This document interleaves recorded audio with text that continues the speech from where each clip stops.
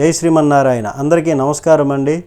ఈరోజు ఈ వీడియోలో అరుణాచలగిరి ప్రదక్షిణ చేసిన వాళ్ళకి ఆ ఫలితం ఎలా కలుగుతుంది జరిగినటువంటి స్టోరీయే. దాన్ని ఇప్పుడు మనం చెప్పుకునే ప్రయత్నం చేద్దాం. ప్రతి ఒక్కరూ చివరిదాకా వినండి, లైక్ చేయండి, షేర్ చేయండి, కామెంట్ చేయండి. సబ్స్క్రైబ్ చేయకపోతే సబ్స్క్రైబ్ చేయండి.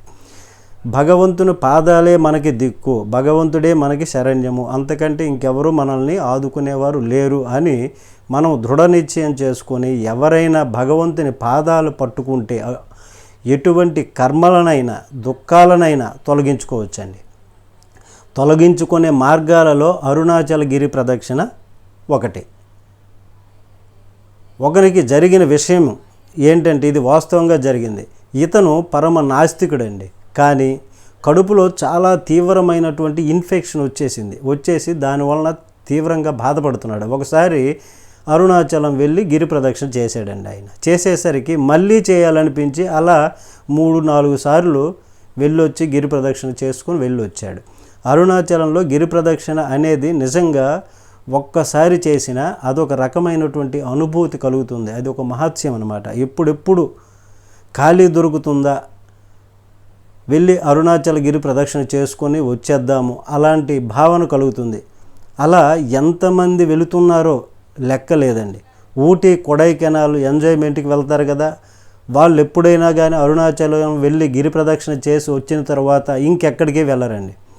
అరుణాచలం వెళ్ళాలి, ఖాళీ దొరికితే వెళ్ళాలి, సెలవు దొరికితే వెళ్ళాలి, గిరి ప్రదక్షిణ చేసుకొని రావాలి అని ఇలా ఎన్నో కుటుంబాలు, లక్షల కుటుంబాలు వెళ్తున్నాయండి. అందుకే పౌర్ణమి రోజు అక్కడ లక్షల మంది గిరి ప్రదక్షిణ చేసేందుకు వెళతారు. ఇంతకీ అంత నాస్తికుడు కూడా విచిత్రం ఏంటంటే 3-4 సార్లు గిరి ప్రదక్షిణం చేశాక మందులు ఏవీ లేకుండా కేవలం భగవంతుని అనుగ్రహంతో పారాయణంతో పూర్తిగా ఆరోగ్యవంతుడైపోయాడండి. మళ్ళీ హాస్పిటల్కి వెళ్ళి స్కానింగ్ చేసుకొని చెకప్ చేసుకొని చూస్తే ఇన్ఫెక్షన్ ఏమీ కూడా లేదు. డాక్టర్లు కూడా చాలా ఆశ్చర్యపోయారు. ఇదేంటండి అంత పెద్ద ఇన్ఫెక్షన్ కలిగింది, మీకు ఇంతలో నయం అయిపోయింది, ఇది ఎంత ఆశ్చర్యం అని డాక్టర్స్ కూడా ఆశ్చర్యపడిపోయారు. మనం తెలుసుకోవాల్సింది ఒక్కటేనండి. మనం బాగా చదువుకున్నామని, మంచి ఉద్యోగంలో ఉన్నామని, మంచి పదవిలో ఉన్నామని గొప్పవారం అనుకుంటాం. మనం ఎప్పుడూ భగవంతుని కన్నా గొప్పవారం అనుకోవద్దు.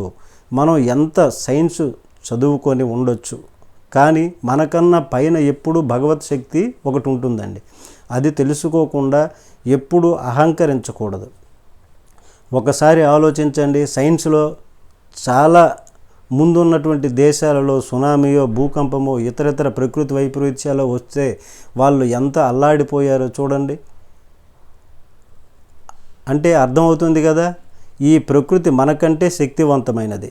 ఆ ప్రకృతి ఏ శక్తి నుంచి అయితే సృష్టి చేయబడిందో ఆ శక్తి పాదాలు పట్టుకుంటే ఇంకా లోటేముంటుందండి చెప్పండి. ఇంకా లోటు అనేది రాదు కదా.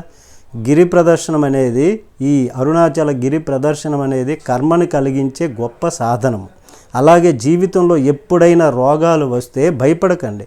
ఎందుకంటే అధర్మం నుంచి ధర్మానికి కానీ, నాస్తికత్వం నుంచి ఆస్తికత్వానికి కానీ ఎప్పుడు మనకు వచ్చిన రోగము, రుగ్మత మనల్ని మారుస్తాయండి. ఎందుకంటే నిద్ర లేని రాత్రులు మంచం మీద చాన్నాళ్ళు గడుపుతుంటాం. అలాంటి ఎవరైనా రోగంతో ఉన్నటువంటి వాళ్ళు నిద్ర లేని రాత్రులు మంచం మీద ఉండి గడిపారనుకోండి ఎవరైనా, అప్పుడు ఆ మనిషిలో పరివర్తన వస్తుంది.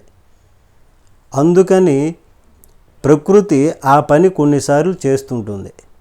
కాబట్టి ఈ అరుణాచల గిరి ప్రదర్శనలో ఉన్నటువంటి మహత్యము అట్లాంటిది. ఇది జరిగినటువంటి స్టోరీ. అందుకని భగవంతుని పాదాలు మనం ఆశ్రయించాలి, ఆయన పాదాలను పట్టుకోవాలి. ఆ అరుణాచలేశ్వరుణ్ణి దర్శించుకొని గిరి ప్రదక్షిణ చేసుకొని అందరూ కూడా ఫలితాన్ని పొందాలని కోరుకుంటూ సెలవు. జై శ్రీమన్నారాయణ.